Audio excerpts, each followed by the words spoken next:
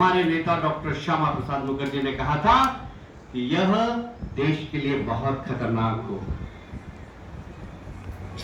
Doctor Shyama Prasad Mukherjee Pandit Nehru ji के मंत्रिमंडल में मंत्री थे, उन्होंने इस्तीफा दिया।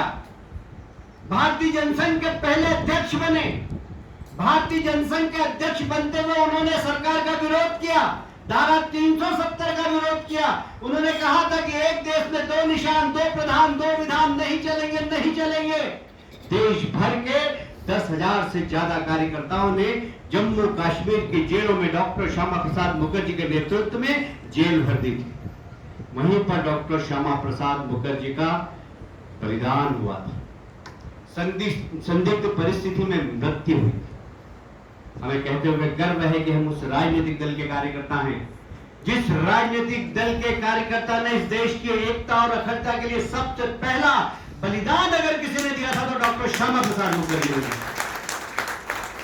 हमें कहते हुए गर्व है कि हमारी उस विचारधारा को चलते चलते आज हम भारतीय जनता पार्टी में के रूप में यहां पर एक विशाल संगठन हमारा खड़ा है।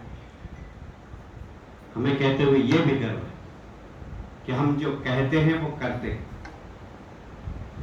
हमने कहा था कि अवसर आएगा तो धारा 370 हम हटाएंगे। हमने देखा हमारे देश के प्रधानमंत्री, हमारे देश के गृह मंत्री ने जब हमारी सरकार बनी तो इस महत्वपूर्ण निर्णय लिया। देखते ही देखते धारा 370 समाप्त हो गई। आज जम्मू कश्मीर में राष्ट्रवाद की लहर फैल रही है। मित्रों, हमने बहुत लंबी यात्रा की। जब जनसंघ था तो लोग कहते थे कि ये तो ब्राह्मणों की पार्टी है, ये तो अगड़ों की पार्टी है। जैसा आरोप जिसको लगाना था वो लगाता। मैं धार और झाबुआ के दौरे पे जाता था तो वहां हमारे अधिकांश कार्यकर्ता जैन थे, तो जैन संघ बोलते थे, जनसंघ भी नहीं बोलते थे, जैन संघ है, जैन समाज का पार्टी। बहुत हमने यातनाएं सही। हमारे पूर्व कार्यकर्ताओं ने, हमारे पूर्व नेताओं ने बहुत संघर्ष किया है। आज उस संघर्ष का परिणाम है कि हमारी पार्टी सर्वस्पर्शी पार्टी होगी। अब कोई भी नहीं है। हमारी पार्टी की प्रतिष्ठा यह है कि मैंने लखनऊ के एक वरिष्ठ पत्रकार, नाम नहीं बताऊंगा, वो एक बहुत बड़े अखबार के संपादक, यूपी के चुनाव के बाद मैंने पूछा कि क्या हुआ है आपका, क्या एनालिसिस है, आपके पत्रकार क्या कह रहे हैं।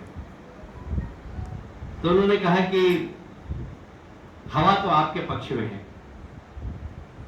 तो मैंने वैसे ही पूछा, मैंने कहा कि आपने वोट किसको दिया।